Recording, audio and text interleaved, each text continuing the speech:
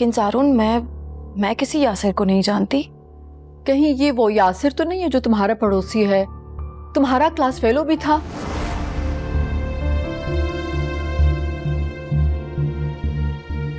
कौन सा पड़ोसी? क्या बात कर रही हैं?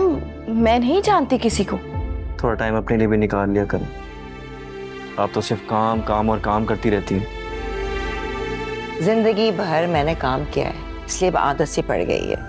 शफक, मैंने तो तुम्हारी खातिर खुद को बिल्कुल ही बदल दिया। तालीम मुकम्मल की और बाहर जाके दौलत भी कमाई। और सबसे बढ़ के ये कि मुझे जिन बालों से इश्क था, कितने जतन से बढ़ाए थे उन्हें, मैंने उन्हें भी कटवा दिया क्योंकि तुम्हें जो पसंद नहीं थे।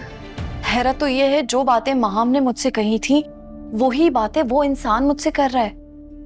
और ऐसा कैसे हो सकता है कि घर की एक बात मुझे मालूम ना हो लेकिन महाम को और उस स्कॉलर को मालूम है। जब वो कह रही है कि वो उस लड़की को नहीं जानती तो नहीं जानती होगी। माहम शफक की हिमायत कर रही है। हैरत है। क्या वो मुझे नहीं जानते?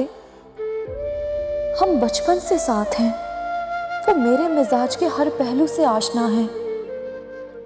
फिर मेरे बारे में कुछ भी गलत कैसे सोच सकते हैं वो?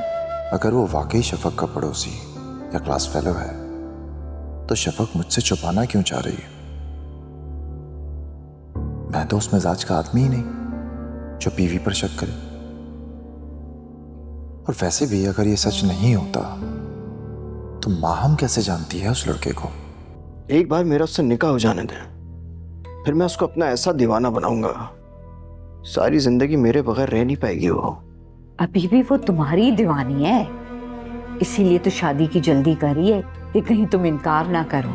हम बचपन से साथ हैं, मैं तुम्हें जानता हूँ, समझता हूँ। और अब तो हमारा रिश्ता भी इतना मजबूत हो चुका है। तो मैं तुम्हारी सुनूंगा या किसी थर्ड पर्सन की? खुद बताओ।